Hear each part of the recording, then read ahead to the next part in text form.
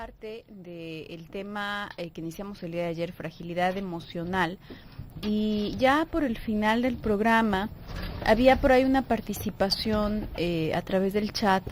Una persona nos estaba compartiendo que acababa de perder a alguien importante, muy importante para ella, para la familia. Nos hablaba de su cuñado, que había sido un gran apoyo, y pues estaba dolida por la pérdida del cuñado y también por su hermana, ¿no? Por su hermana que acaba también de tener una pérdida muy importante. Y a propósito de este tema y también de esa participación que nos hace, de esto que nos comparte ella, estaba pensando cómo al ocurrir este tipo de sucesos se despierta muchas veces todo un cóctel de sentimientos, y entre esos hay muchos sentimientos de añoranza, sí de extrañar a la persona perdida. También se despierta de alguna manera una cierta sensación de abandono o de injusticia, ¿no? No porque intelectualmente creamos eso, no porque con la cabeza pensemos que nos han traicionado, nos han abandonado. Sabemos que es algo fuera del alcance de esta persona, que no es una decisión, pero a nivel afectivo se llega a vivir de esta manera.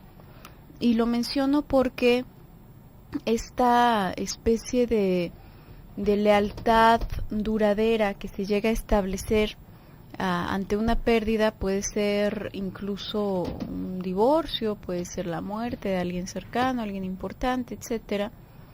A veces se toma la actitud de permanecer, como abrazarse a la tristeza, ¿no? Abrazarse a esa tristeza y estacionarse por una supuesta lealtad, ¿no? En nombre de una determinada lealtad. Y evidentemente no es algo que podamos decidir, la forma en la que vamos a lidiar con esos afectos, pero sí podemos en determinado momento llegar a buscar ayuda, a intentar hacer algo para modificar, ¿no?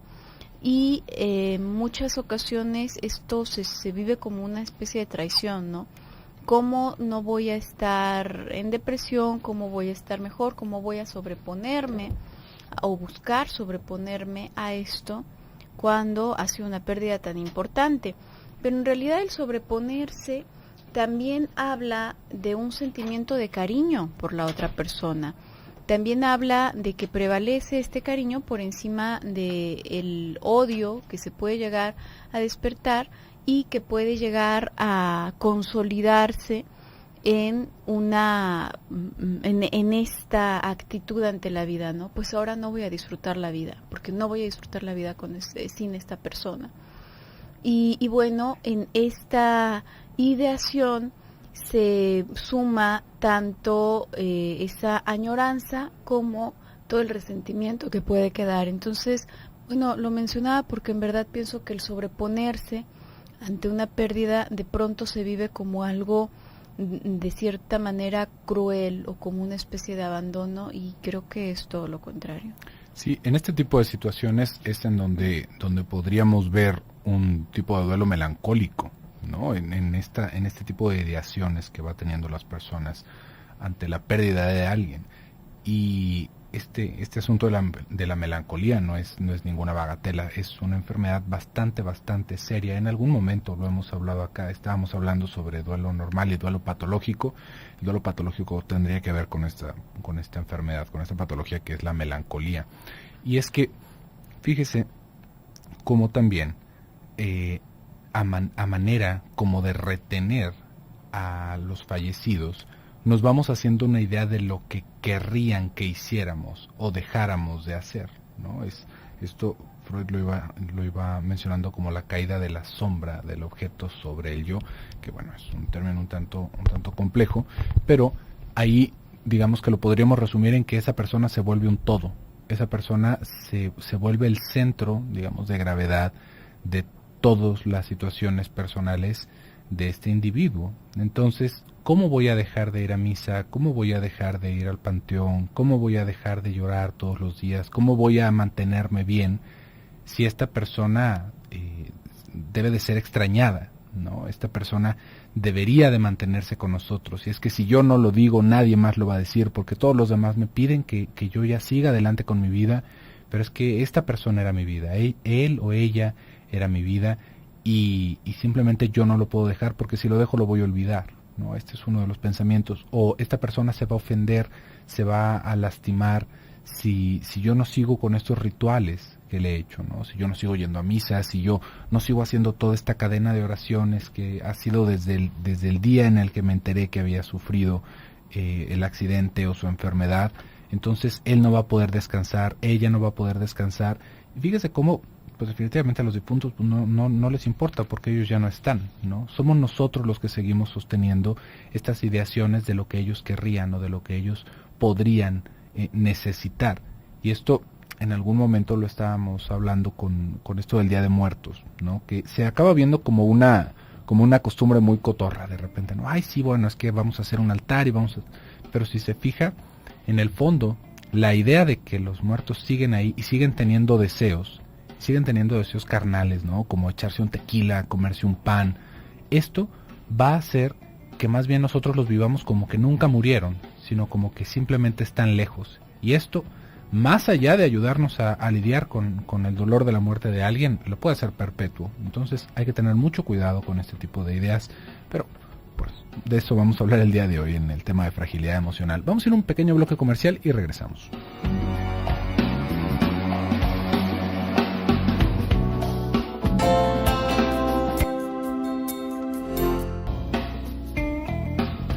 Estamos de regreso en su programa Desde tu Mirada, 6:20 y ya estamos conectados en el chat en www.radiomujer.com.mx en la sala de chat de Desde tu Mirada. También ya estamos en Twitter en @Desde tu Mirada y en el correo electrónico desde tu mirada @radiomujer.com.mx. Qué gusto ver que cada vez somos más las personas que estamos conectadas acá por Twitter. Vamos a ver quiénes son nuestros últimos seguidores. Ay, por aquí lo tenía y se me perdió. Ahorita les mandamos un saludito. Estamos hablando el día de hoy sobre la fragilidad emocional. Y antes del bloque comercial estaba platicando un poquito sobre esta situación de la melancolía, que yo creo que más allá de hablarlo como una fragilidad emocional, sería un tema para poderlo emparejar con patologías psicóticas, ¿no? Que también ahí tendríamos que pensar un poquito más en esto, y creo que tenemos el tiempo, así que vamos viendo. ¿Qué pasa con este asunto de la psicosis? Muchas veces las personas van teniendo esta relación directa de psicosis es igual a locura, ¿no? Y neurosis es como, ok, bueno, pues también una locura, pero no tan locura. Y esto es una cosa que definitivamente no tiene que ver en lo absoluto con la clasificación de las enfermedades o con el entendimiento psicoanalítico de las estructuras mentales. Una estructura psicótica puede ser igual o más funcional en ciertas situaciones que una estructura neurótica. Y uno simplemente pasaría como si fuera una persona que, como todos, tiene ciertas extravagancias. Una patología neurótica puede ser igual o más destructiva y grave, ¿no? en cuestión de agudeza, que una psicosis, en cuestión de que la persona puede quedar totalmente desarmada de sus posibilidades de salir adelante por sí mismo, ¿no? Porque cuando escuchamos psicosis vienen estas palabrejas, ¿no? Por ejemplo, esquizofrenia, y ahí nos da a pensar muchas cosas. ¿Por qué enferma uno de esto? ¿Por qué enferma uno de esquizofrenia? ¿Por qué enferma uno de neurosis? ¿Por qué a alguien le puede dar una obsesión? ¿Por qué alguien puede caer en una fobia? Y ahí viene esta idea de, es que tal vez son frágiles, ¿no? Tal vez son personas débiles que acaban siendo víctimas de una enfermedad. Y esto va como muy de la mano de esta idea naturalista de que si uno se enferma, por ejemplo, es porque tiene un organismo frágil, ¿no? Que ahí podríamos encontrar una realidad distinta. ¿Por qué? Porque sí, podríamos decir que el organismo no alcanza a defenderse con la fuerza necesaria para evitar una enfermedad o para evitar una infección, por ejemplo, ¿no? Ahí ya podríamos hablar de ciertas fortalezas que va teniendo nuestro cuerpo. Pero en lo psíquico podríamos hablar también de esta debilidad. También podríamos decir, es que un un organismo, o más bien un psiquismo frágil, va a enfermarse más. Y ahí hay que entender algo muy, muy, muy importante de esto. El tipo de patología que nos vaya a acompañar por nuestra vida no va directamente relacionado a esta fragilidad que nosotros podemos entender de la misma forma que lo entendemos en el organismo. Para nosotros, las organizaciones patológicas no van, digamos, como una enfermedad contagiosa, sino como un acomodo que nos intenta alejar del dolor. Esto es un concepto bastante difícil de decir, pero vamos a ver cómo todas las enfermedades, no todas, pues, pero la generalidad de las enfermedades tienen que ver con el intento de nuestro aparato psíquico de lidiar con todo lo que le está viniendo de afuera. Y de lidiar no de mejor o de peor manera, sino de lidiar con las herramientas que se nos han dado para lidiar con este tipo de situaciones. Entonces, ahí no podríamos poner esta misma medición de, es que es frágil porque se enferma, es que él es frágil mentalmente porque se angustia. Podemos hablar de una fragilidad emocional que es muy distinto, que no es lo mismo que debilidad emocional. Podemos ver personas que también por lo mismo de su desarrollo, simplemente no tienen las herramientas o la fuerza en ese momento de su vida para sostenerse a sí mismas. Pero no es exactamente igual que si nosotros tenemos un solo riñón y entonces, como tenemos un solo riñón, tenemos que buscar cuidados especiales para no enfermarnos o para tener una vida más saludable. No es en la misma proporción. Ahí tendríamos que pensar que tal vez yo soy más propenso a angustiarme. ¿Por qué soy más propenso a angustiarme? Que era lo que estábamos hablando el día de ayer. Pues bueno, tendríamos que ver primero cómo es que nosotros lidiamos con nuestros problemas. ¿Cuál es nuestra primera alternativa? Y nos vamos a dar cuenta, en muchas circunstancias, que el ser frágiles resulta una solución bastante buena para los problemas de la vida. Yo no podría decir, bueno, qué estupidez, ¿cómo va a ser posible que mientras uno sea frágil va a ser fácil sobreponerse a los problemas? Pues eso es exactamente lo contrario. Pues bueno, ahí tendríamos que pensar como alguien frágil inmediatamente necesita de alguien. Y hay muchas personas que se prestan para cuidar a las personas frágiles. Usted no va a ver a alguien que sea fuerte y que esté acompañado de alguien que lo esté cuidando. Usted va a notar cómo estas duplas, cómo estas parejas, van alrededor de alguien que es frágil y alguien que cuida. Y ahí es en donde resulta efectivo. Y justamente hasta podríamos llegar a pensar que se ha formado como un mecanismo de defensa, como una formación reactiva, esta manera de responder ante el estrés, justamente para mantenerse seguros por tener un compañero. Así es que hay muchísimas maneras distintas de responder ante la angustia, ante la tristeza, incluso ante el deseo. A final de cuentas, yo comentaba el día de ayer que los afectos no son un añadido extra a nuestra vida cotidiana, sino que son parte muy fundamental del mayor porcentaje de lo que conoces como tu vida y tus expectativas y tus gustos, etcétera. Lo que tenemos más básico, pues estaría como marcado por lo biológico, ¿no? Y ya.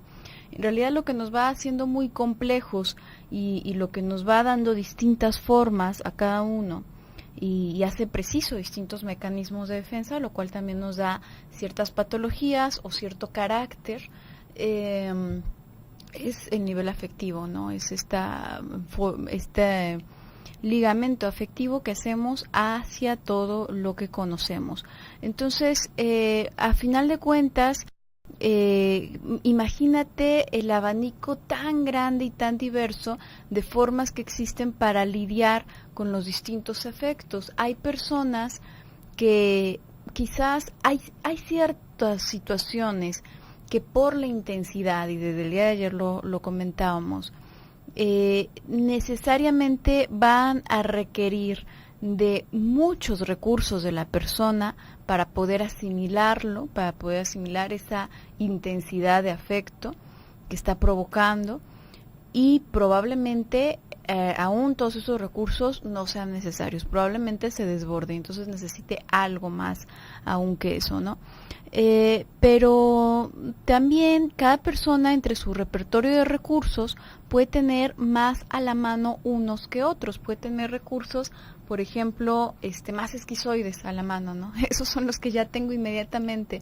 Otras personas no, otras personas pueden tener recursos obsesivos más a la mano y ya mucho después están los esquizoides y también pueden recurrir a ellos en determinado momento, ¿no?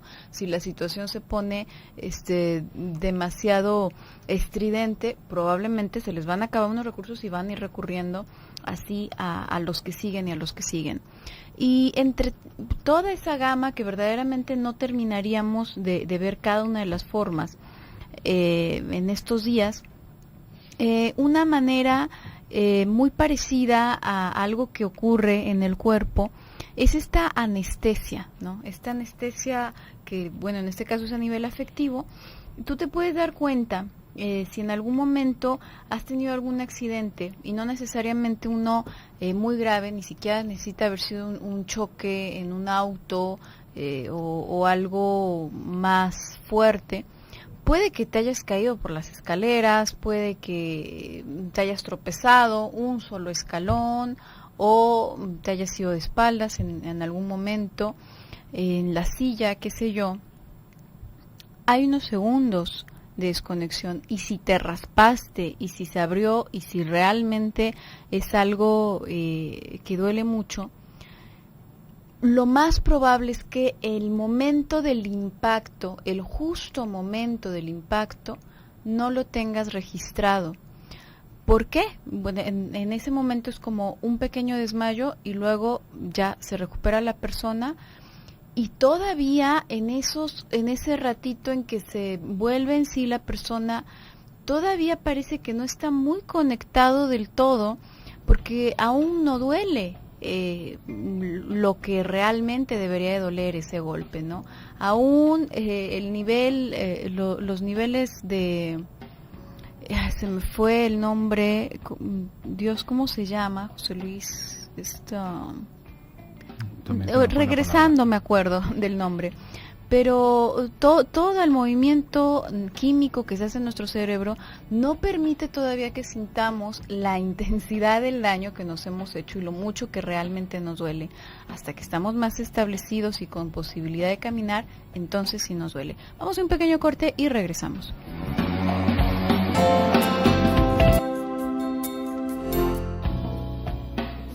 Estamos de regreso en su programa Desde tu Mirada, 6:35. Les recuerdo que también tenemos una línea directa para los que nos escuchan en Austin, Texas, 512-215-4909. Aquí estamos ya para responder sus dudas y sus preguntas. Estamos hablando el día de hoy sobre fragilidad emocional, es la segunda parte del tema con el que nos quedamos el día de ayer. Y antes del bloque comercial, le estaba platicando cómo puede resultar como tal cual una formación defensiva el hecho de que alguien se presente con esta fragilidad emocional. Y es que realmente en cuestión de psicopatología nos vamos a encontrar unas cosas de lo más curiosas y realmente llamativas, porque no es, digamos, como que guarde un orden lógico, guarda un orden que solamente corresponde a la lógica del inconsciente, en donde no hay tiempo, en donde no hay opuestos, en donde las cosas simplemente van funcionando por el principio del placer. Entonces, ahí es en donde ya nos empieza a tomar un sentido distinto que alguien se rompa una pierna para tener a otra persona que lo cuide, ¿no? Yo no podría decir, pues, ¿quién se va a romper una pierna? Te rompes una pierna y tú estás causando que te quedes lisiado, ¿no? Pues bueno, imagínese qué tanto se pudo haber sentido esa sensación de estar lisiado como para que el romperse una pierna fuera la mejor alternativa para resultar cuidado por alguien más. También nos podemos topar con otro tipo de organización, que es este chantaje, ¿no? De las personas que dicen todo lo mal que les va. Es que a mí me pasa esto, me pasa lo otro, y es que me la paso sufriendo.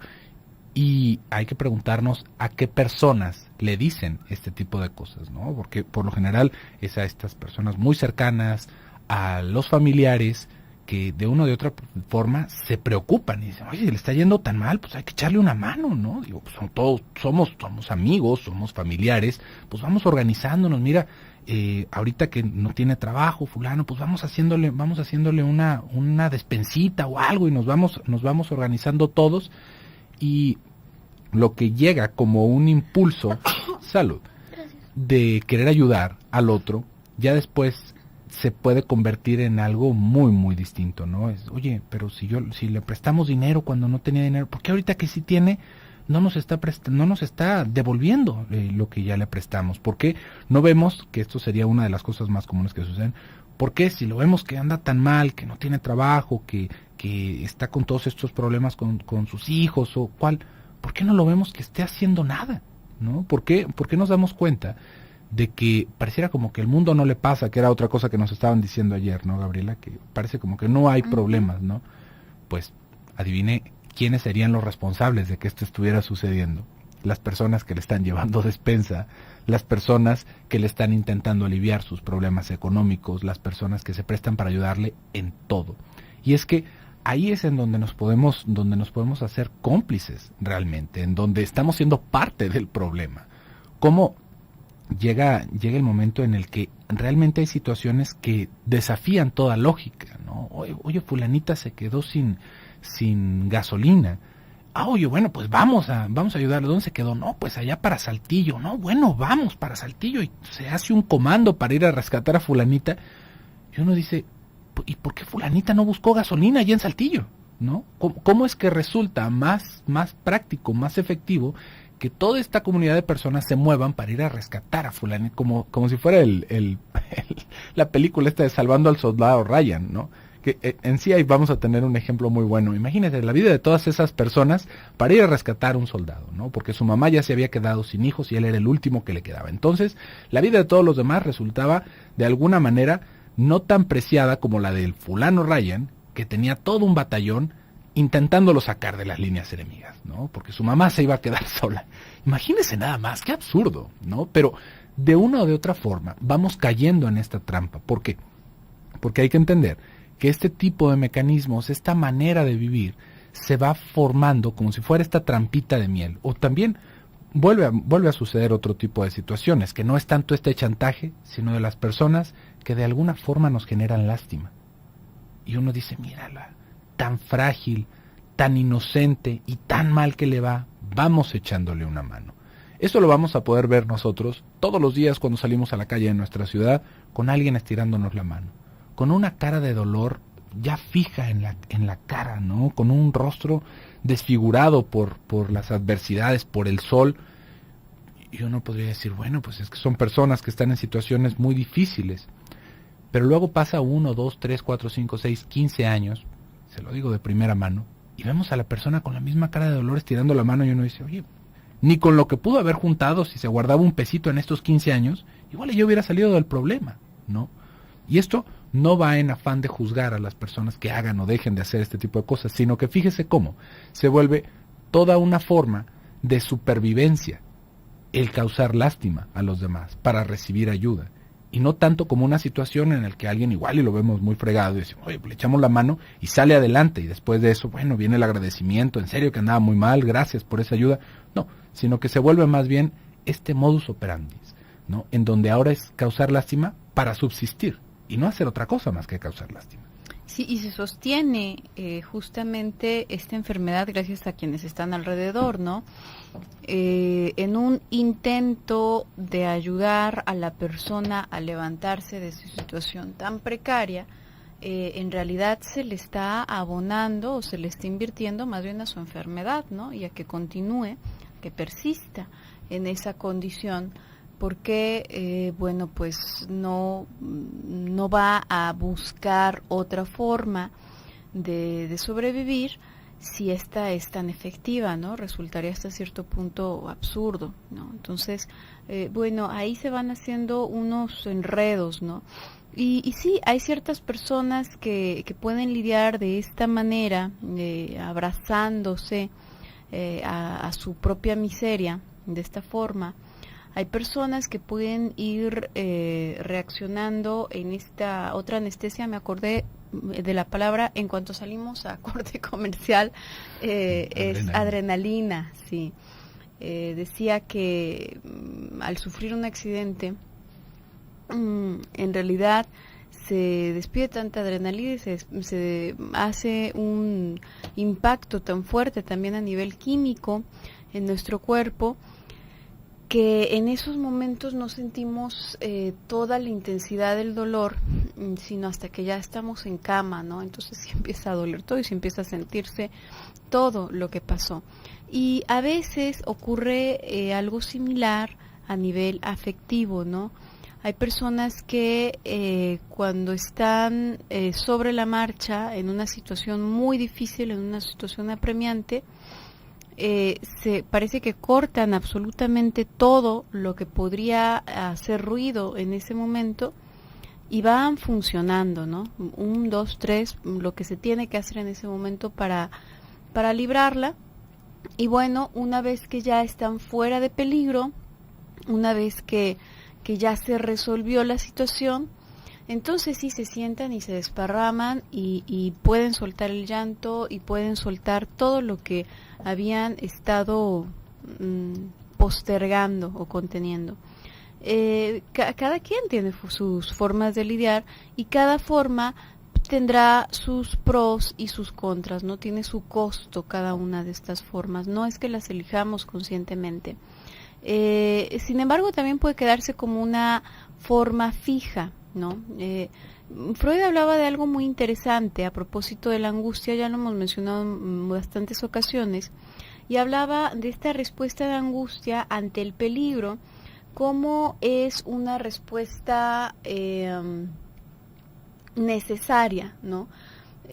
Pensándolo desde lo más natural, si tú estás siendo acechado por alguna bestia salvaje, se van a elevar tus niveles de adrenalina y esto te vas a empezar a sentir angustiado y esto hace que todos los ruidos sean mucho más perceptibles para ti.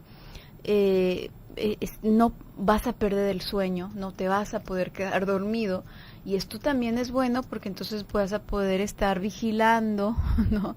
Que no te coman y puedes correr más rápido. Si vas corriendo en el bosque y te raspan las ramas, no te vas a dar cuenta de que te están raspando, no te va a doler.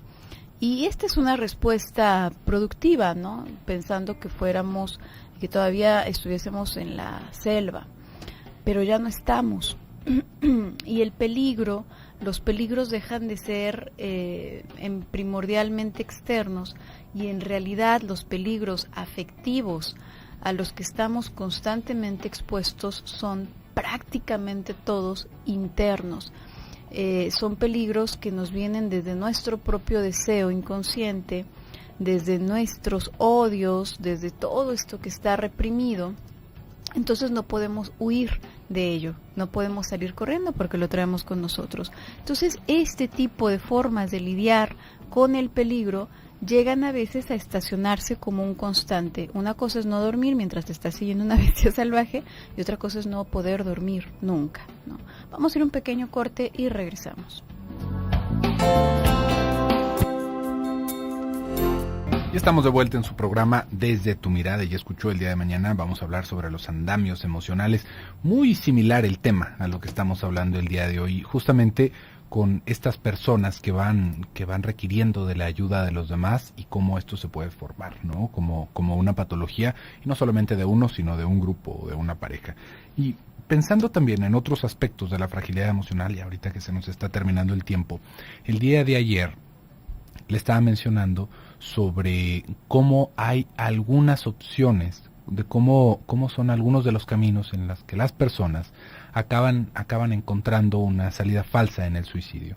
Por un lado estamos viendo la agresión mal dirigida, ¿no? La agresión mal focalizada, en donde yo me voy a hacer daño para hacerte daño, ¿no? Y bueno, pues ahí es una cosa bastante paradójica, pero si lo seguimos desde el inconsciente nos vamos a dar cuenta de que esto guarda su lógica, su enferma lógica, ¿no? Porque yo me voy a quitar la vida para que tú sufras, pues el otro va a sufrir mucho, pero uno acabó quitándose la vida y ya, ¿no? El otro va a poder hablarlo, va a poder trabajarlo, se va a poder sobreponer a eso que sucedió, y la persona la cual quería dirigir su agresión, pues ahí terminó su vida y se acabó, ¿no? Ya no pudo hacer mucho más con eso, y es una mala forma de tramitar la agresión. Entre una de las que le había dicho el día de ayer y que no quedó muy bien explicada, iba alrededor de estas personas que realmente se han visto devastadas por la tristeza a lo largo de su vida, ¿no? Como pareciera que se nace con una nubecita encima de sucesos terribles, ¿no? Muertes de personas cercanas, enfermedades, y ahí esto va a generar una estructura muy distinta que tiene que ver más con esta desesperanza. ¿Sí ve? No es con esta tristeza histriónica en donde se llora, se grita, se pide ayuda, sino que es más bien como sentirse derrotado, saberse derrotado ante la vida y dejarse morir. Este tipo de estructuras van pasando desapercibidas como con riesgo de suicidio, porque los atentados hacia la vida no son tan floridos, si le pudiéramos poner esa palabra, como estas otras personas, por ejemplo, que lo hacen por violencia, ¿no? O que lo hacen en un arranque de ansiedad, intentando despojarse de un dolor, sino que es más bien esta persona que de repente se descarriló y nos queda una idea muy difusa de quién sabe si le dio un infarto, quién sabe si se quedó dormido, quién sabe qué habrá pasado, si intentó esquivar algo en la carretera, pero se descarriló y ahí murió. Y uno puede decir, bueno, pues qué tristeza, ¿no? Pero lo que no nos damos cuenta es que es esta pulsión de muerte silenciosa que va haciendo de las suyas y que nos lleva a ese fin, ¿no? O personas que van teniendo un pésimo cuidado con su salud, un pésimo cuidado que uno de repente se sorprende, ¿no? Oye, fulano o fulana, no, pues murió hace tanto tiempo. ¿Qué le sucedió? No, pues fue una gripa que se le complicó. Y uno dice, ¿cómo se complicó una gripa? Digo, es algo muy posible, pero fulana era una persona joven. ¿Qué le sucedió? No, pues no se atendió, se le hizo una neumonía, no se atendió y ya cuando llegó al hospital era demasiado tarde y pues perdió la vida, ¿no? Y uno podría decir, oh, bueno, qué descuido, ¿cómo voy a creer que anduviera en las nubes o qué era lo que estaba sucediendo? Y no nos damos cuenta de que fue un atentado totalmente hacia su vida, ¿no? Pero no queda registrado como suicidio porque pues no hubo ningún objeto que lo causara, ¿no? O una carta, sino que van siendo estas muertes silenciosas y que yo creo que son personas que si nosotros tenemos a alguien hacia alrededor, son a las personas que más ayuda se les puede proporcionar, porque se van quedando callados, se van alejando de sus personas queridas, ¿no? A veces puede llegar a suceder que una persona así hasta esté dentro de un matrimonio y la otra persona queda impactada. Es que ¿qué fue lo que sucedió? De repente así fue un viaje y se perdió, ya nunca más lo encontramos, ¿no? Y ya después se sabe que se salió de su carro o que se fue a caminar por algún lugar de la ciudad que no conocía en un terreno muy hostil y lo acabaron asaltando y le hicieron daño y quedó allá. Y uno dice, bueno, ¿cómo fue que sucedió eso? Por eso es que le digo que debemos de tener un especial cuidado con estas personas porque no lo actúan, sino que, bueno, más bien pasan al acto, pero no lo demuestran con este tipo de llanto o con los gritos que podríamos ver en otras personas, sino que más bien es este retraimiento del cual ya tendríamos que pensarlo más como una situación esquizoide, ¿no? Si lo quisiéramos ver desde este lado, pero ahí la agresividad sería distinta. Pero es más como este encerrarse en sí mismos, como quedarse muy callados, silenciosos y simplemente como desvanecerse de nuestras vidas. Y ahí, si nosotros tenemos a alguien que apreciamos, que vemos que está sucediendo algo por el estilo, porque es muy difícil de localizarlo, pero vamos a poderlo ver por cómo se nos alejan, por cómo empiezan a cortar todos los vínculos a su alrededor, ahí no estaría de más darles una miradita. Y bueno, creo que la mayoría de las personas relacionan, en cuanto escuchan algo que tiene que ver con la cuestión de la fragilidad emocional, lo asocian con estas personas o esta condición que hace que notablemente se rompa la persona, que rompe en llanto, en gritos, fácilmente, ¿no?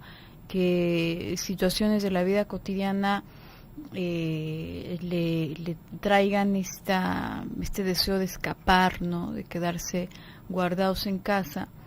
Y muchas veces una persona cuando está colocada ahí va viviéndolo, comentaba yo, como una especie de enemigo de este afecto, ¿no? Como algo que viene a invadirle y hacerle imposible vivir, trabajar, tener pareja, tener amigos, etcétera. Pero en realidad, en esta sobrereacción, podríamos decir, ante determinadas situaciones, vemos que en realidad no se está respondiendo ante una situación actual. Por ejemplo, que si le dice la novia, ¿no?, que va a llegar un poco más tarde, y entonces el otro se vuelve loco, ¿no? Y ya no puede soportar más, y se queja y patalea, y ya se regresa, ya no quiere saber más nada. Pero una vez que está guardado en casa, no sabe por qué hizo eso, ¿no? Pero al mismo tiempo que no sabe por qué hizo eso, no puede evitar volver a hacerlo una segunda y una tercera vez. Bueno, en realidad, en muchísimas ocasiones estamos reaccionando, sí, ante un afecto, pero no ante un afecto que sea evocado por la situación actual, sino ante un cúmulo de afectos que ha sido arrastrado durante mucho tiempo y que no tiene más dónde ligarse. Entonces se liga en donde puede ligarse. ¿A qué me refiero con esto? Decíamos que toda idea, todo concepto que tengas en la cabeza está ligado a un afecto. Nosotros contamos con el mecanismo de represión, todos. Y ese creo que ya está sonado y lo hemos hablado tanto en el programa que vas a estar familiarizada con él. No podemos reprimir afectos, podemos reprimir ideas. Entonces, si yo tengo este deseo, por ejemplo, de odio hacia alguien que es muy importante para mí, puedo reprimir la idea, pero el odio lo voy a seguir teniendo, ¿no? El resentimiento, vamos a pensar, porque siento que me abandonó en un momento muy importante, lo voy a seguir teniendo. Nada más la idea no voy a saber ni por qué traigo tanto resentimiento y por tanto odio, sino que eso queda ahí como suspendido en esta angustia flotante, ¿no? ¿Y qué ocurre? Hay alguna situación que me remite, que me evoca esa situación de rechazo, ese momento de rechazo. Me siento, a lo mejor esta situación me despierta la molestia moderada y normal que nos podría despertar a todos, pensar, ay, bueno, pues voy a tener que esperar media hora más, bueno, pues nunca llega tarde, fue un contratiempo, ¿qué más se le va a hacer, no? De todas maneras es algo incómodo. Sería algo incómodo para todos, pero podríamos tolerarlo, ¿no? Siempre y cuando no sea una constante. Se despierta esa molestia moderada y natural, pero digamos que se abre la puertita un poquito, se sale esa pequeña molestia junto con todo lo que venía atrás, ¿no? El resto de la molestia, de la frustración y del sentimiento de rechazo no van a quedarse educadamente esperando, aún no nos toca a nosotros, ¿no? Sino que sale todo y entonces, bueno, siente que la novia es la peor y que de verdad no lo quiere pero en realidad es únicamente un desplazamiento de un afecto que le correspondía a otra situación que probablemente quedó por ahí enterrada.